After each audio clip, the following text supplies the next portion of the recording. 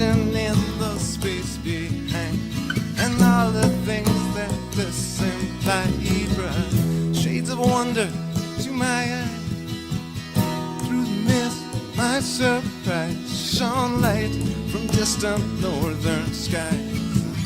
At that point, I realized I don't know where it comes from, but I know it's okay.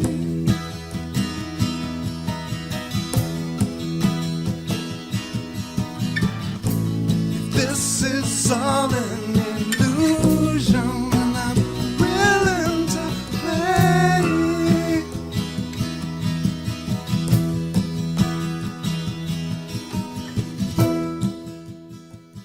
Welcome to the Quantum Guide Show, interviews with awakened masters as they share their quantum work with you. The Quantum Guide Show is produced by Karen Holton, creator of the 9 Steps to Quantum Health Transformation, a free 9-step online course to give you the tips and resources you need to thrive. Karen lost and continues to keep off 178 pounds of surplus body weight as she made her dreams come true. Whether you are awakening to the ascension process or simply want a wiser, more efficient lifestyle, this program is for you. No strings attached.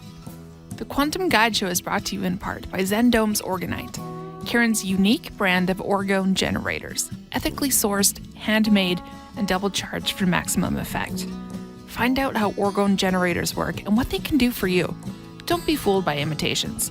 Check out Karen's current selection, only available from her website, KarenHoltonHealthCoach.com, and on Facebook, facebook.com/Quantum Health Transformation. Enjoy the show.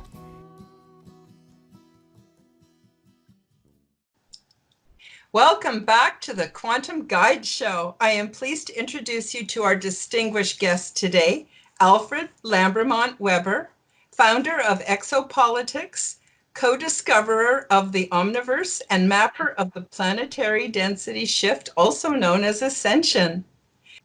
Alfred Lambremont Webre is a futurist. His principal social contributions have been founding the science of exopolitics through his book, Exopolitics, published in 2000, the 2014 discovery of the Omniverse as a third major cosmological body after the universe and the multiverse, through which humanity understands the cosmos, the development of the positive future equation and the ascension hypothesis that describes soul development in our universe and Omniverse, and Alfred's latest book, which we're going to talk about today, Emergence of the Omniverse, which just came out in February of 2020.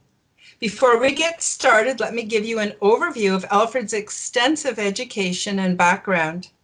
Alfred is a graduate of Georgetown Preparatory School in Classics 1960, Yale University Industrial Administration Honors 1964, Yale Law School International Law 1967, University of Texas Counseling 1997, and a Fulbright Scholar International Trade 1968. Alfred has taught at 2 universities, Yale University Economics Department Taxation and University of Texas Government Department Constitutional Law.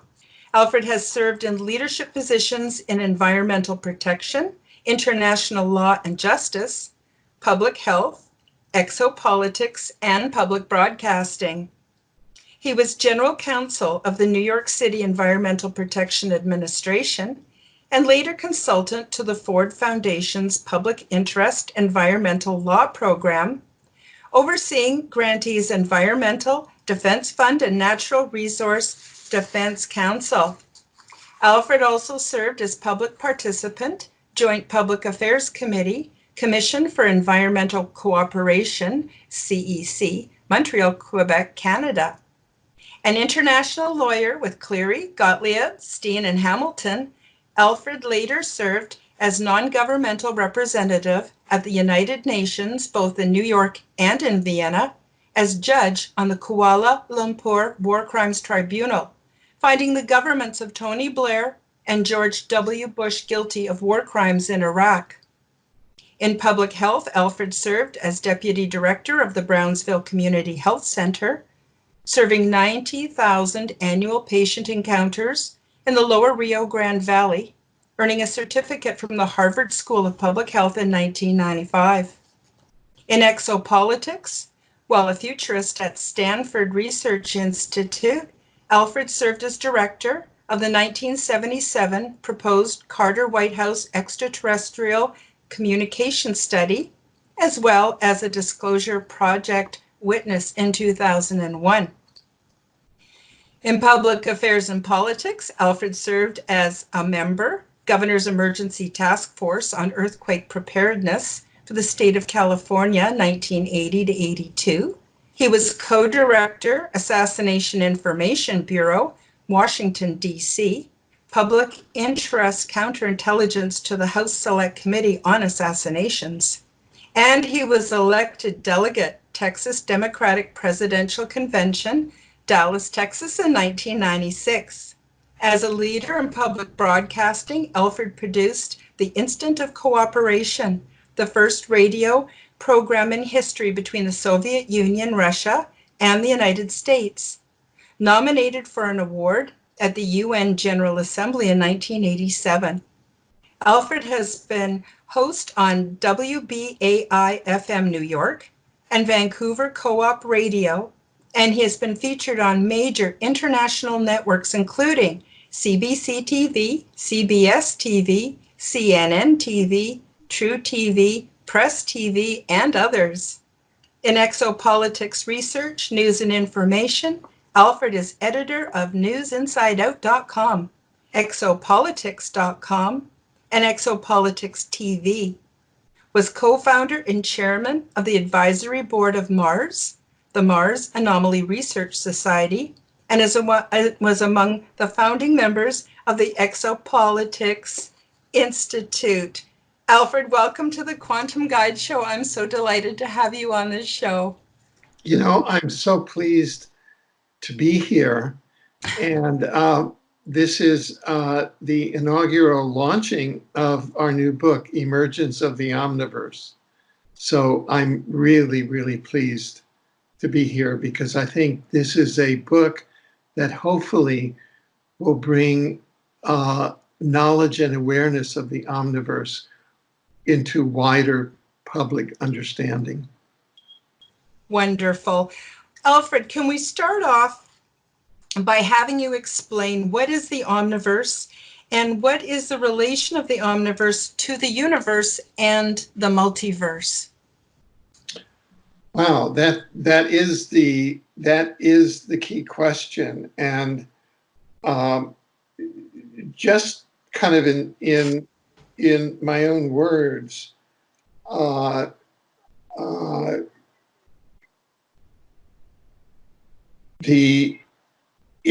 it's a progression here: universe, multiverse, omniverse, and there's the Latinate root of uni, multi, omni, one, many, and all. All, omni. And in this cycle of history, the universe, by convention, was discovered by the Sumerian astronomers around 3500 BC as a singularity of time, space, energy, and matter. And that's the universe in which we live now. And by we, I mean we Earth humans, yourself and myself. We Earth humans, many of us have seen that movie Avatar. Mm-hmm. And these Alfred is my avatar, and I have my soul, which is a holographic fragment of Source, which it has incarnated inside this avatar in order to navigate this universe on this planet. And we're inside a holographic universe. Now,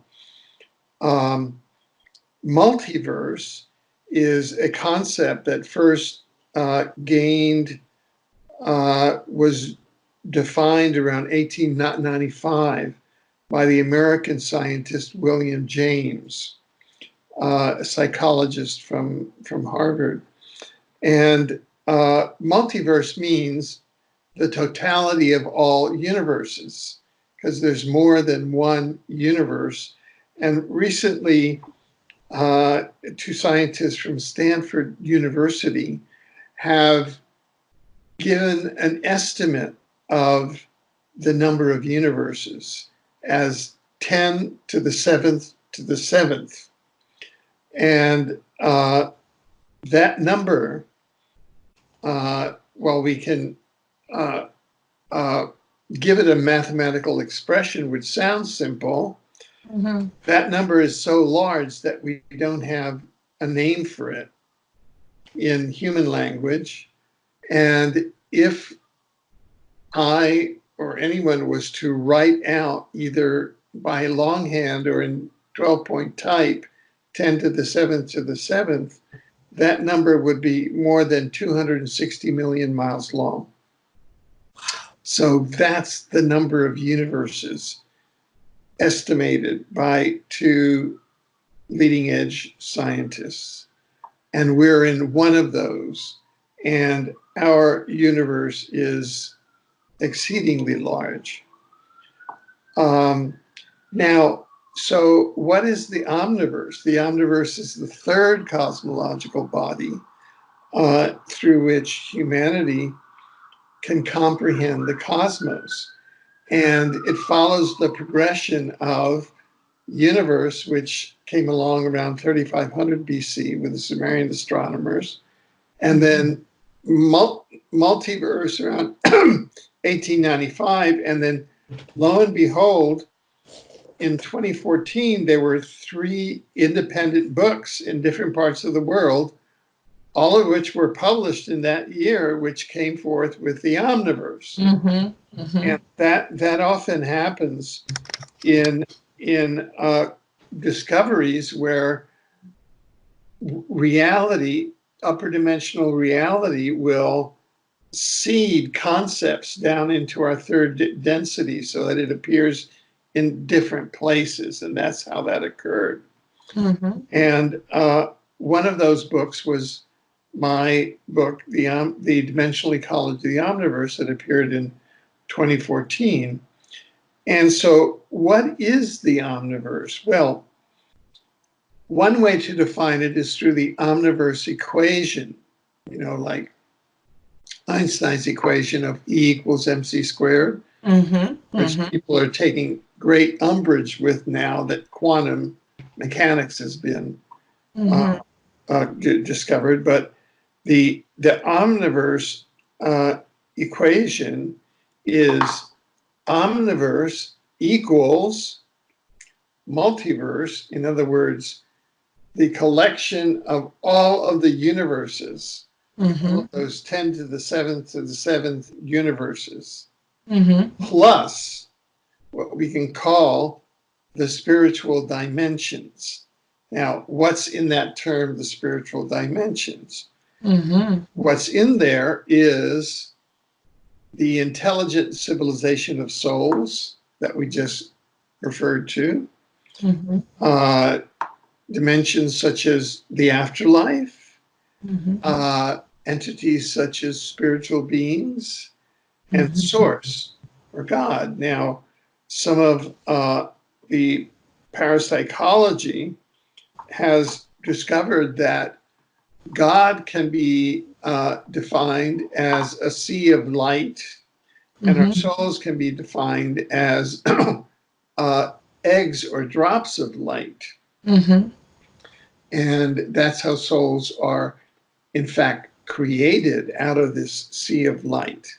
Mhm. And through the holographic principle, and that is that in each fragment of the hologram, the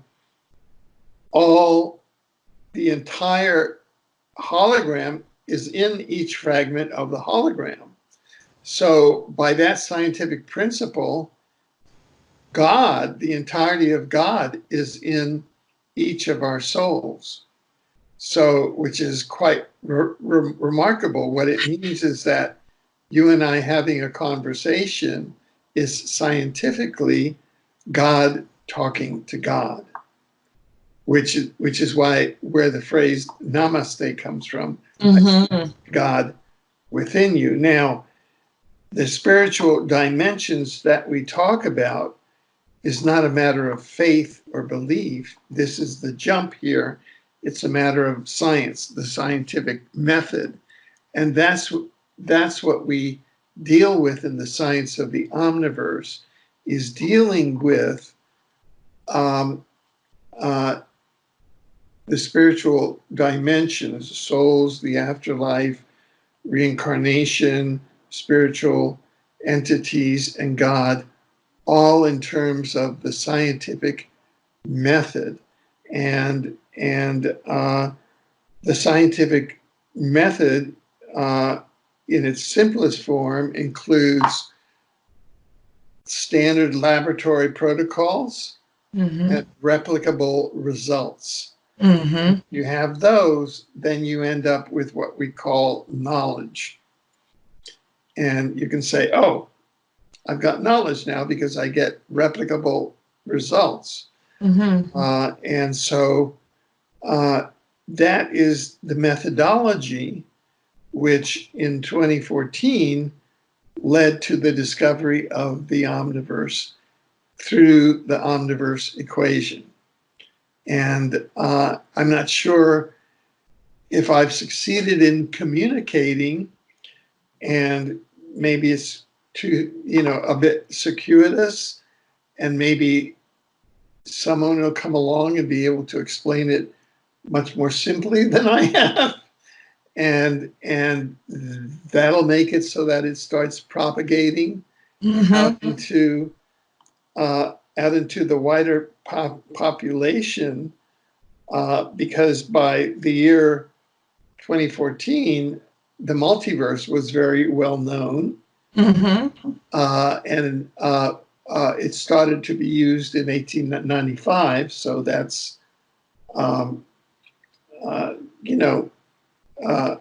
a century ago plus. So maybe the Omniverse, I'm projecting. I set a goal in a seminar that I was in over last weekend with one of those goal setters, life coaches. I said, well, my life goal is to have people on the planet, Earth humans, widely accept and understand the Omniverse in my lifetime. Now, whether that's going to occur or not, I don't know. My wife used to say, Alfred, you're 100 years ahead of your time. And so I used to think that it would take 100 years for people to really grok that. But now, after this weekend and the affirmations that we made and this new book coming out, which is in very easily accessible language, I'm hoping that we'll be able to get the word out. Now, why is that important? The reason is that I think that we've created almost a Tower of Babel on Earth, as far as, quote, religious understandings or misunderstandings or misinformation based on different cosmologies, based on texts and things that are held sacred and not on science. And once we can begin to cut through this with science as to the nature of the soul, the nature of the afterlife, that how the planets are formed, how the incarnation process occurs, how reincarnation is a regularity, how forced reincarnation is a feature of this planet, how we can bust out of forced reincarnation, all of these kind of specialized points of view, then I think we'll be able to advance quite a bit on the planet. And I think that we're at the cusp of some real breakthroughs. And this new book really is kind of a handbook. It brings all that science together in a very simple way, and almost as a portal, I think, to a new way forward. Of course, I'm the author, so I tend to be biased. Well, I actually would agree with you. I'm wondering if I can just sort of paraphrase what you said, just to put it in different words for our viewers. And from what I'm understanding is, so we have the universe. People have pretty much adjusted to that, although I don't think very many people really can comprehend how incredibly huge and expansive it is. Even just trying to get my way around the galaxy blows my mind. Never mind how many galaxies there are in the universe. And then we take the multiverse concept. Okay, now those have traditionally kind of been put out in physical terms, where we think of physical planets. But now that we understand quantum physics better, we understand that there is this not even a fine line, because the non-physical is blended with the physical. And so the more, and this is also all in your book, and so the more we understand about the true nature of reality, the more we can easily understand it as a holographic universe. And then it's my understanding that, I don't know, maybe 500 years ago, where somebody came along and said, okay, we're going to take everything physical, hard physical, and it's going to be science, and everything that's non-physical belongs to the church. And there was like a ripping apart of something that was always meant to be integrated. And so it's my understanding, through introducing the Omniverse, that you are putting it back together again. Does that come anywhere close to what you've been telling us? Wow, thank you so much for bringing that up. Yeah, this is in that famous kind of paradigm of the integration of science and spirituality, and it's the coming together of what has been considered to be scientific and what is considered to be in spirituality, and what in that ripping together, apart, was relegated to belief. But it isn't belief, it's science. And that's why our first book in the area was called The Dimensional Ecology of the Omniverse, because the Omniverse is really a dimensional ecology. And we're in this vast ecology of dimensions. We're sort of down in a little niche in the third density, which tends to be a very humble density, but one where, quote, the rubber meets the road. And that's why we can learn a great deal while we're incarnated here in third density, because the lessons that we learn here are quite acute for soul development. And it's always been understood in mystical terms that incarnating on a planet like Earth, which is an afflicted planet, is actually a privilege, because we get so much soul development out of our time here, because life is so demanding here. So would you say that's the purpose of the dimensional ecology of the Omniverse? Is that the purpose, what you've just said, for us Yes, to? I would say, simply put, from a design point of view, universes are machines for soul development. And so how does that fit in with the new hypothesis of reality? The new hypothesis of reality being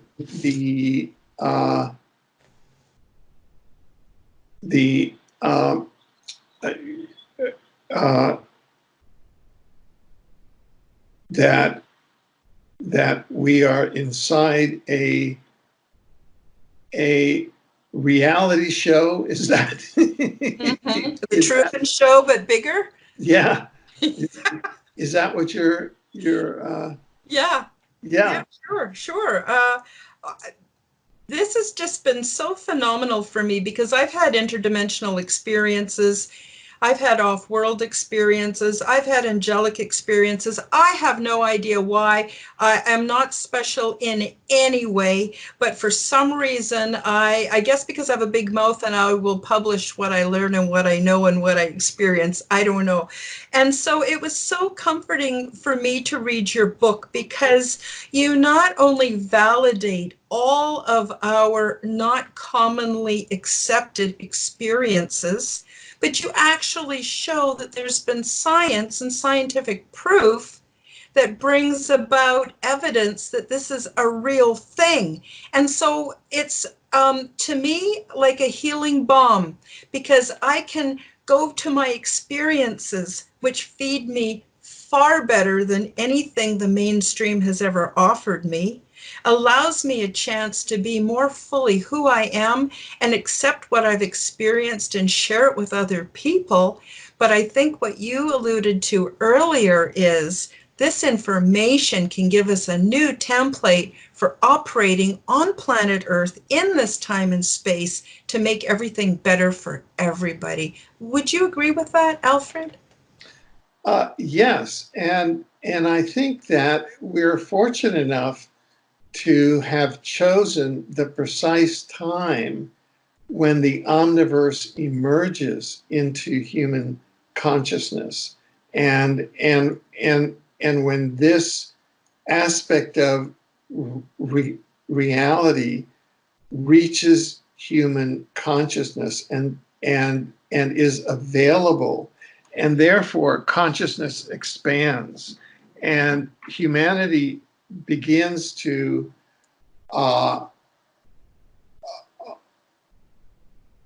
access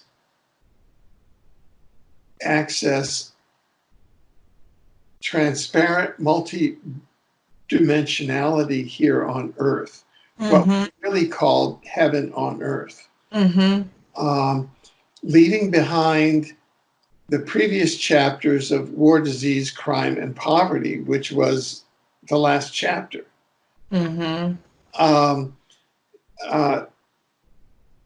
have been various paradigms that are now starting to appear in the exopolitical literature through revelations, through interdimensional communications. One is in the recent book, Aeon, for example, which states that, Earth was created at the 12th density, at the 12th dimension. Earth was really created as the ultimate paragon of existence. There began to be experiments in this ultimate paragon, opening portals to other areas in an unfettered way, where interdimensional influences and entities of a negative variety started coming in, which then infiltrated the 12th density and began to bring Earth down, so that Earth imploded down from the 12th density gradually down 10, 9, 8, 7, 6, down to the third density, what they call the Great Catastrophe. Yeah. Yeah, and so where now Earth can be a place that's infested with this negative energy that created the war, disease, crime, and poverty infested reality that we find many areas of our public sphere infested with. No pun intended with the current. Today is March 12th, 2020, and we have a hybrid coronavirus, which seems to be a hybrid of 5G, 60 gigahertz electromagnetic frequencies, hybrid with some sort of a virus. Like Morgellons is even in the mix, isn't there? Yeah. Yeah, and then hybrid with an artificial intelligence New World Order frequency that has the news media, the world governments rushing toward the New World Order. I mean, all you do is you turn on the media, and all of the governments, all of the parliaments are all in kind of mad mode, and it's that they're being taken over by a sentient, negative, artificial intelligence. And so that seems to be the case. And this was predictable because Earth was invaded by a negative artificial intelligence around 1982 at the time of the Falklands War. This is through the Black Goo in Argentina. So that the consciousness of the Omniverse is something that says, oh yeah, that's just more of the negative energy that has infested Earth since the great catastrophe. However, with the emergence of the Omniverse and the science of the Omniverse and Omniverse awareness, it's really an awareness that each of us has a fragment of God's source inside of us and is essentially the creator. And so this becomes a God planet as we connect with each other at that frequency. I think that that's a process that will become spreading more and more, and will become the process of ascension. That the process of ascension is a frequency of omniverse consciousness. And in fact, if you look at what the omniverse means, it really means God. Because it's everything. Yeah. Could I speak a little bit more to the ecology of the Omniverse? Now, I find patterns that are on a very 3D physical level also tend to be patterns in the macro. And you know how when we get sick, we have an immune system that heals us. That is, we're talking about biologically normal viruses and things.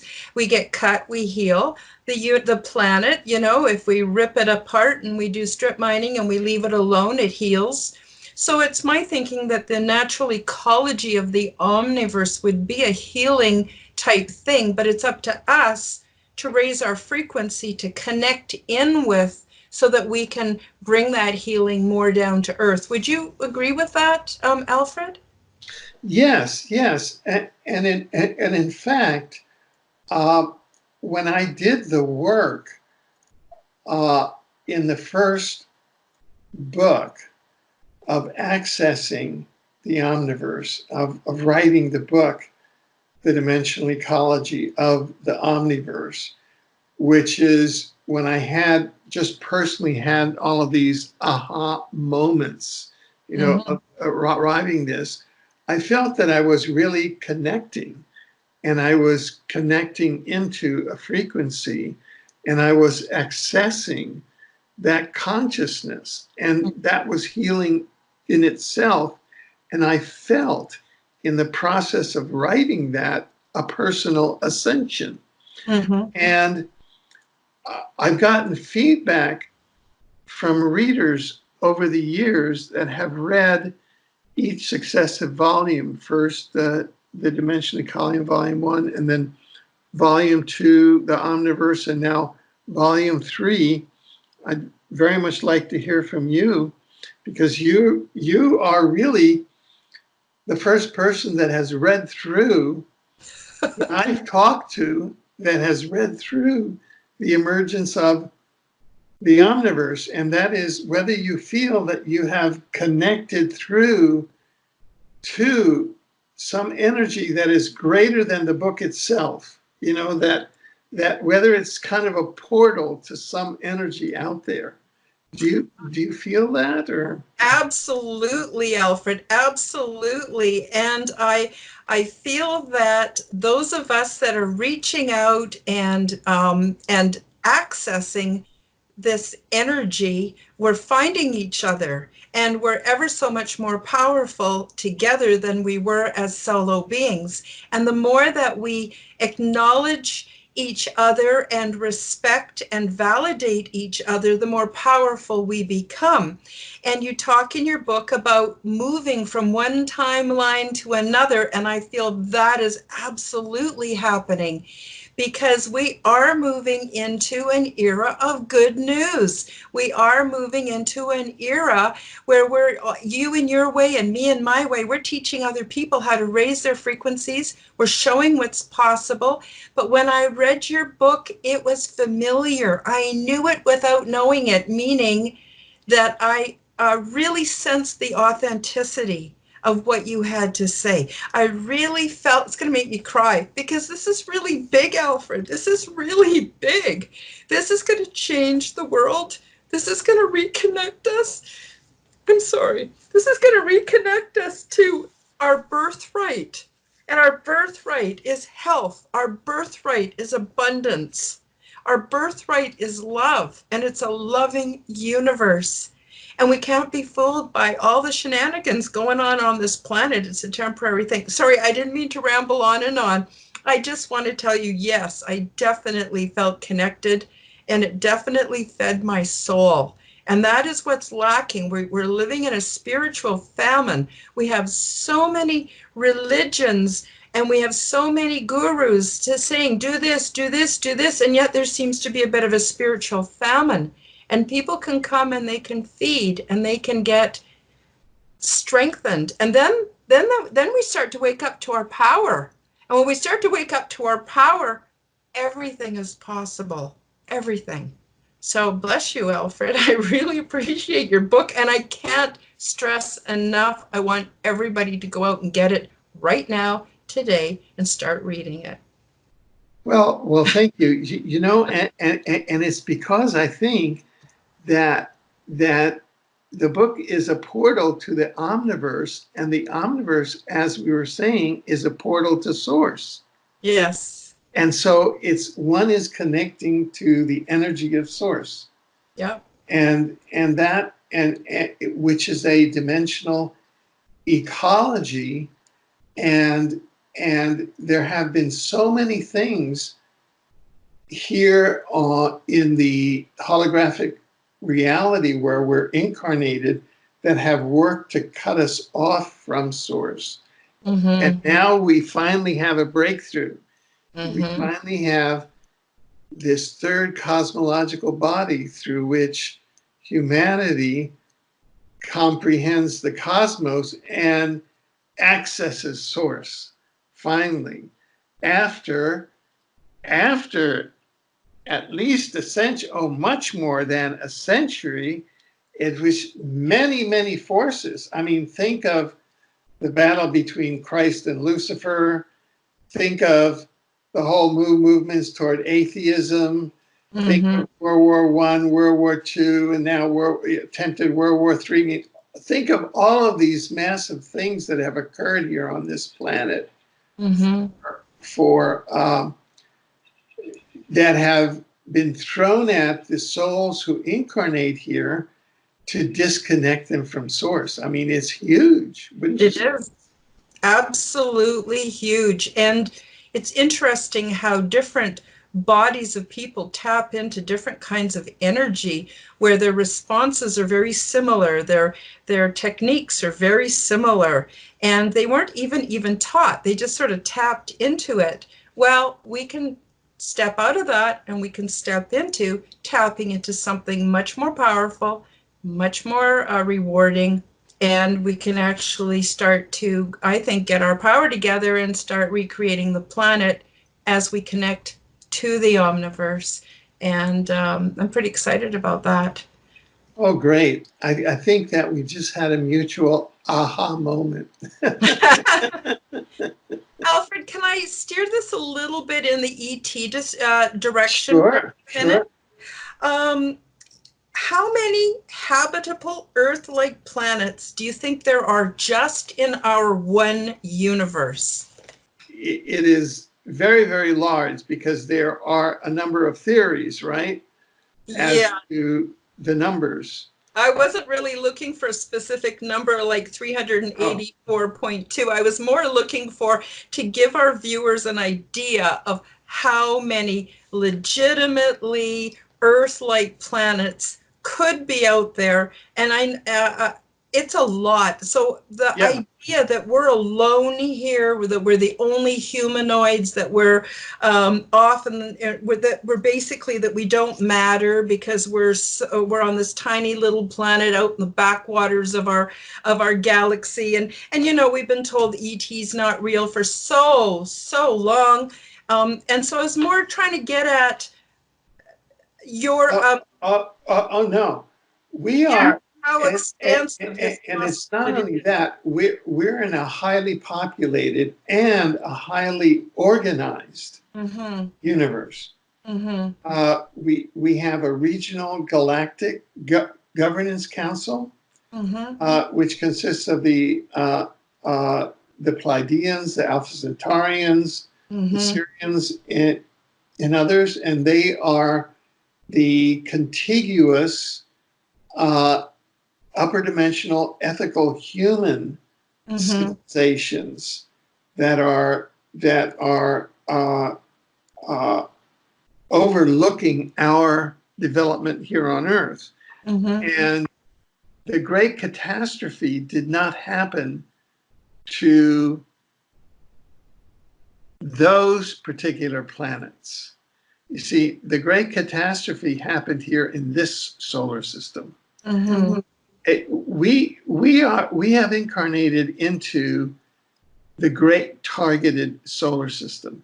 In this solar system, right now there are at least 2 human planets that have been destroyed. One obliterated, Tiamat, is now the asteroid belt. That was a verdant planet like Earth that was destroyed and decimated into the asteroid belt through a nuclear war and a reptilian-human nuclear war.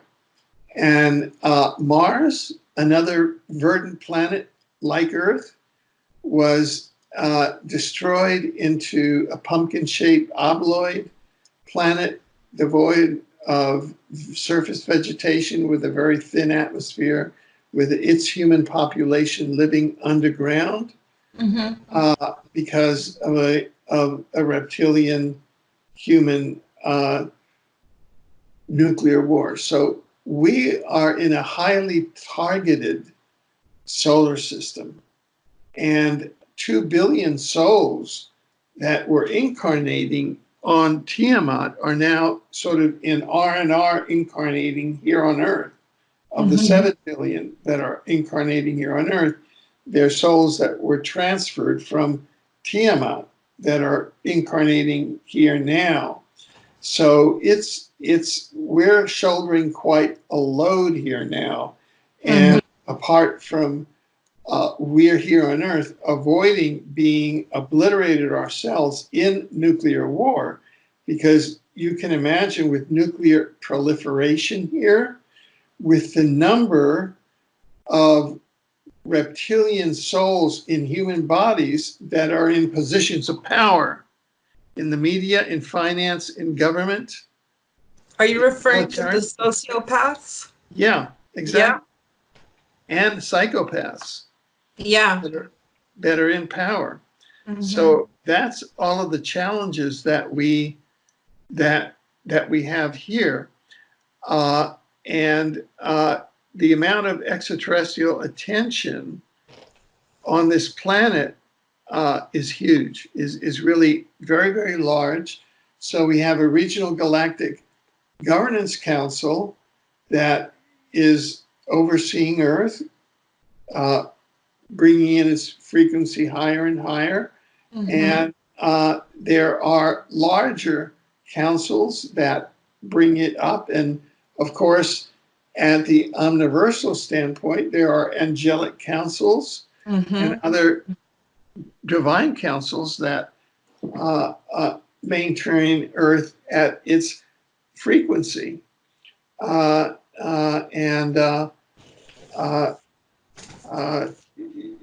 So that is part of the interdimensional, quote, unseen balance that is part of life on Earth, Mhm. and makes life here such a challenge, and but it's getting better. Mhm. Mhm.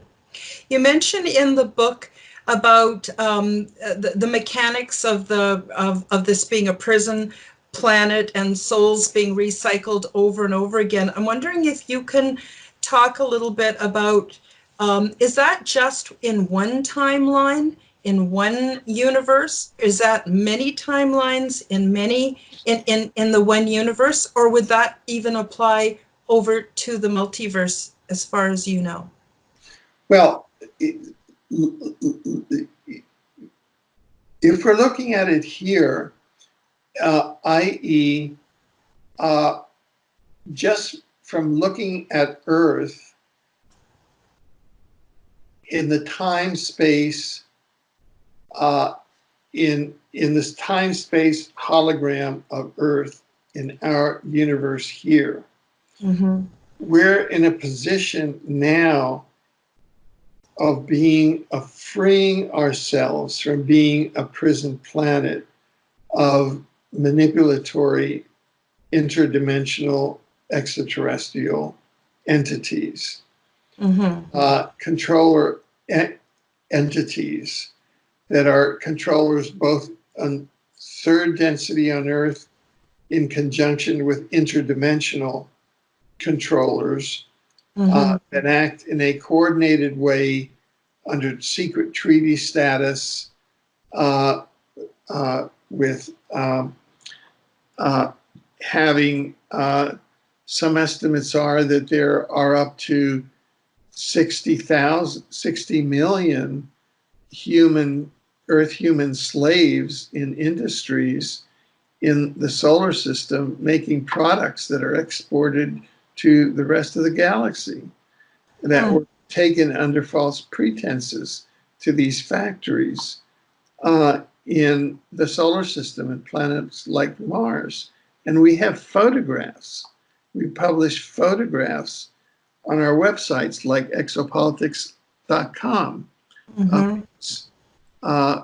of these slave conditions and their pedocriminal activities going on that are occurring under secret treaties, such as the Greada Treaty with Draco reptilians and Orion Greys, these negative, manipulatory reptilian and hybrid reptilian or hybrid gray, negative gray, extraterrestrials. Now, However, all of that is in the process of change, because we are ascending in frequency and ascending in consciousness. And we have put a proposal on the desk of the current president of the United States, who has so easily abrogated, say, the global warming treaty. Well, then why not use the executive power to abrogate the treaties with the negative Draco reptilians, the Greada treaties, and all of the other, the Tau 9 treaty, and all of the other negative treaties with the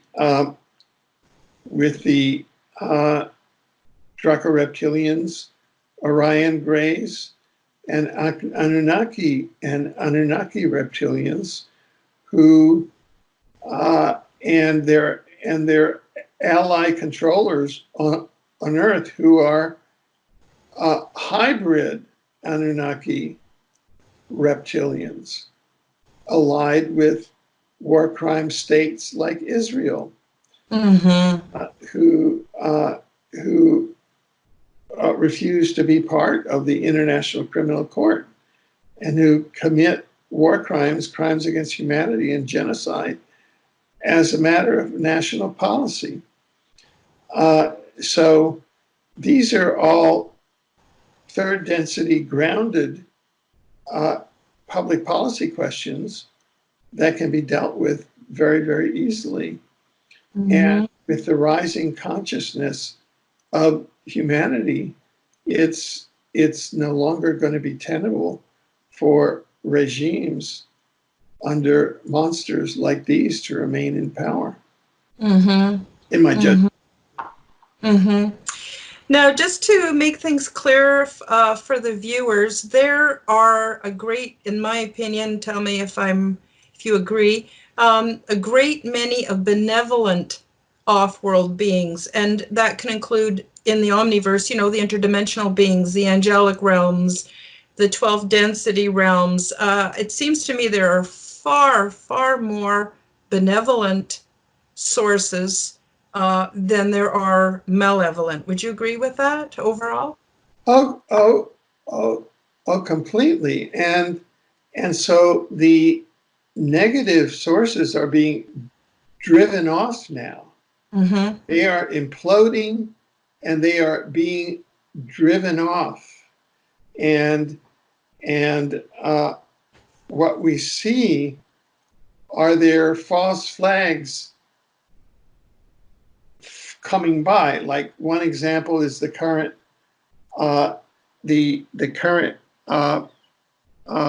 quote coronavirus, which is a global thing. A lot of that is driven by, in my judgment, by the invading sentient artificial intelligence, which is an entity. And most of the negative extraterrestrial entities like the Draco reptilians are in league with the invading AI artificial intelligence. And it's the invading AI artificial intelligence that is the primary controller of humanity, that has brought in the transhumanist agenda and the attempt to use things like 5G, 60 megahertz, the internet, data, geoengineering. Yeah, geoengineering to make this an AI planet rather than a divine soul incarnating planet. That's been the struggle that's been going on most intensively since the 1980s, or at least for the last 50 years. And now with the emergence of the Omniverse, that's where the human soul, the God connection, is beginning to land on the planet, so that this planet will remain as a divine soul incarnation planet and will not turn into a robotic planet, which is what the transhumanist agenda had been seeking. Now, my guides have told me that that basically, well, Earth for sure, and parts of our solar system are under quarantine, simply because if we started, a lot of people think, oh, well, you know, the spaceship's going to come and rescue us and take us to another world. It's not that simple. We have to sort of settle issues on the planet. Like, for instance, learning how to raise our own frequency, how to be more spiritual beings, and so that we don't carry the infection off into other worlds. Would you agree with that, or do you have a different perspective? I think that that's a very good one. And so, however, that can happen here very, very quickly, i.e., it can be such that by 2025, we have managed to bring this planet into 5D, into the fifth density, and we're at 2020 already. So it's like an accelerating exponential curve. It doesn't mean that it's going to be a real struggle from here on. I believe that the negative force is in its death rattle now. And do you think that our brothers and sisters from our solar system, a lot of people are not familiar with this, but you know, and I know that we have brothers and sisters on Mars and on Venus, and will they then come and make themselves more known once we get to a certain kind of a tipping point? Will they be here to welcome us? Yes, and in fact, we've been doing now a series of programs on Venus and on the Venusians.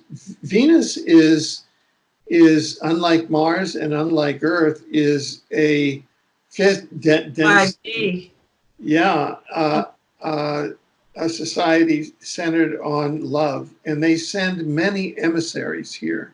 And their mission is to help ascend and elevate Earth, and so they have a very a great outlook on Earth, and we have the Regional Galactic Governance Council that's looking out for us.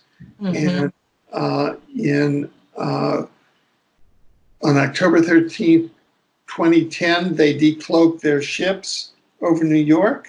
And then in January of 2011, they decloaked them over Moscow, giant pyramids over Moscow and over London. And then in December of 2019, they decloaked one of their ships, a giant pyramid, over the U.S. Pentagon. Interesting. We don't hear more news about that, eh? Well, it was top news at the UFO Congress in Barcelona, Spain. Wonderful. Where I gave the first presentation of the emergence of the Omniverse in Spanish. And in a way, the United States has been separated from the rest of the world because it's a collection of souls that the negative forces are attempting to sequester away from the world and to propagandize and brainwash into materiality. And to think that it's materials and materiality and sex and sensual things, money, power, that Mhm. that really get you forward. And it's a very difficult life to have been born as an American, I think, Mhm. one's own soul. And because it's a satanic nation, I think that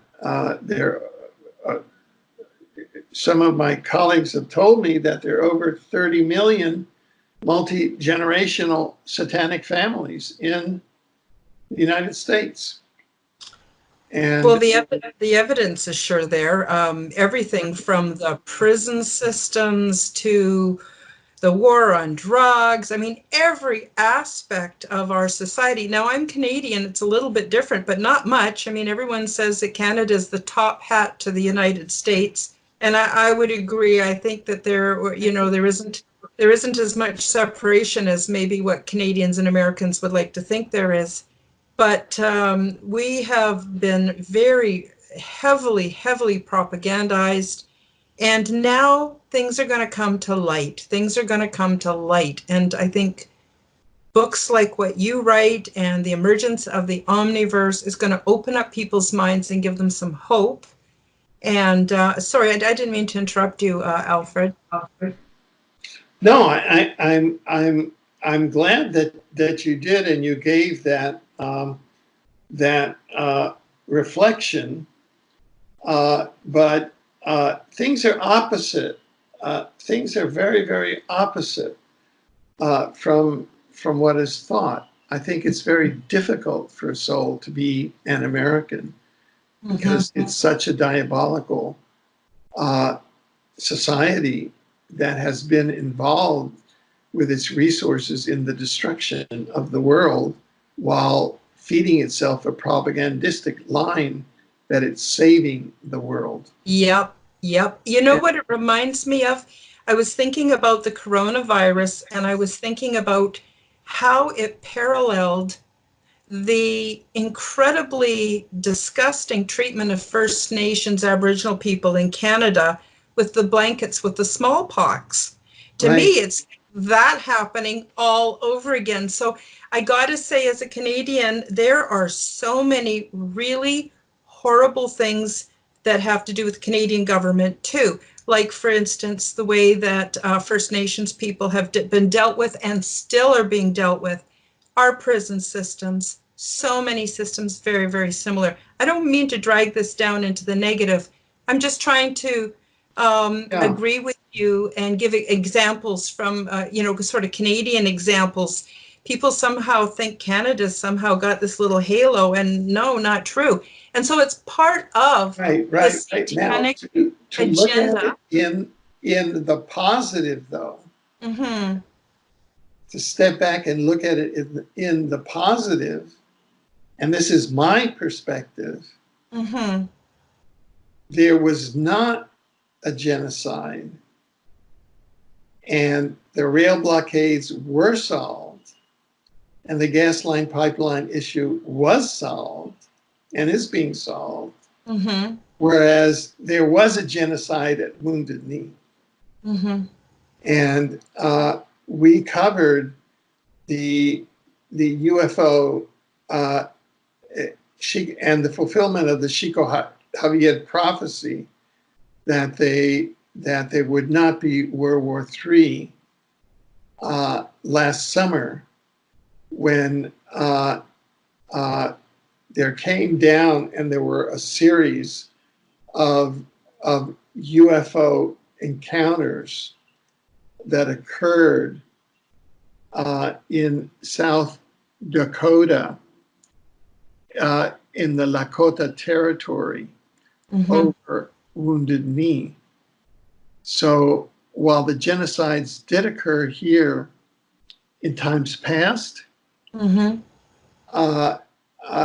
there are solutions that are occurring here Mm-hmm. that are not occurring south of the 49th parallel.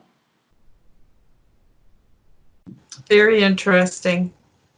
I'm thinking we're coming a little bit closer to the end now, Alfred. I'm Yeah. wondering, what advice do you And we have? got really into terrestrial politics. That kind of amazed me. How do we get there? I don't know. I don't know. But I wonder what advice you have to people who are just waking up. Hopefully, they're going to go and they're going to read Emergence of the Omniverse. And once they get themselves sort of oriented, what do you suggest for practical steps that newly awakened or awakened people can take so that they're feeling more proactive and more involved with the Omniverse? Yeah. Well, first of all, where can you get the Omniverse book? And the answer is you can get it everywhere. And it's out now in both English and Spanish. And it's in 12 markets, 12 or more markets throughout all parts of the world. And it's in Amazon, it's in Chapters. Mm-hmm. And if you go to our bookstore, which is at universebooks.com, I'm sure you have all of the links, and you'll have in your video description, and I'll send you the new links, which are in Spanish for those who want to read La aparición del Omniverso in Spanish. Great. Yes, I want to put all the links in the description box below so that folks are going to have no problem finding it. And anything you want to send me, I'd be happy to add, Alfred. Yeah. I also want to have you back so that we can maybe get into a couple other aspects of the book, if that's okay with you. Yeah, sure. I would love to. I would say that especially now, and somebody, actually a friend of mine who wrote me and said, "Oh, this is a perfect time to get this book because we're kind of all in self-isolation now." Yeah, it's perfect. And I would say to people just kind of to let go of this sort of process that's going on in media, government, health world now, mm-hmm. and to get into and get in touch with source, and get in touch with the Omniverse, which is source, mm-hmm. and just sort of reframe everything, because everyone's going to have a different vision of what the Omniverse is, mm-hmm. the content of the Omniverse is. Mm-hmm. And for however long this pandemic lasts, it may be 3-4 weeks, maybe a month, maybe who knows? Who knows? Yeah. To just get the book and just take a holy day and just go in there and reframe your inner life, mm-hmm. and reconnect at a higher level. That's what I would suggest. Wonderful, really wonderful. Alfred, I'm going to say goodbye soon, but I wanted to ask if you just hold on, stay on Skype for a few minutes. A couple things I want to tell you after the show, sure. If that's okay. So thank you, Alfred Lambremont Webre. What an absolute joy to have you on the show. Thank you so much for all your wisdom. Thank you for your book, The Emergence of the Omniverse. I know everyone's going to love it. I really recommend it to everybody. And I'm excited because it's a new day, a new dawn, and stepping forward into a new reality. How exciting is that? Well, thank you so much. Thank you for joining us for the Quantum Guide Show. Become the change you wish to see in the world. Subscribe to Karen's YouTube channel, click the like button, and share this show with your friends. Check out Karen's website at KarenHoltonHealthCoach.com. All the links are available in the description box below. Until the next time, keep up the good work.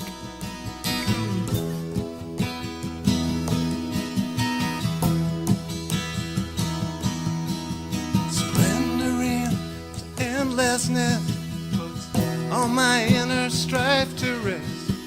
For time gives birth to hurriedness. It all makes sense, well, more or less, and the Sages put me to their test. With heart and soul I do my best to find the answers to my quest. I wonder and I must confess, I don't know where it comes from, but I know it's okay.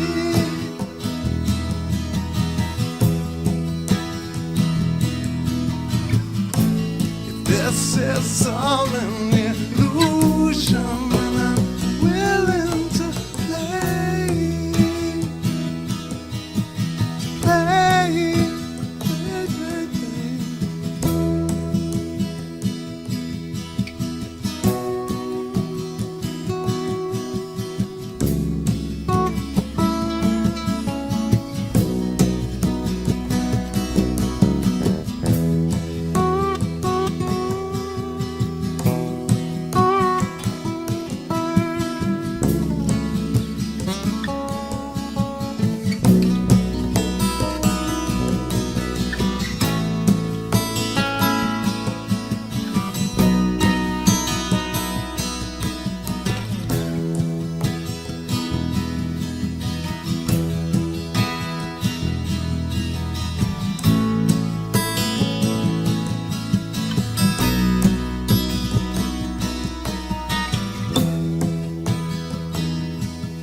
It's okay.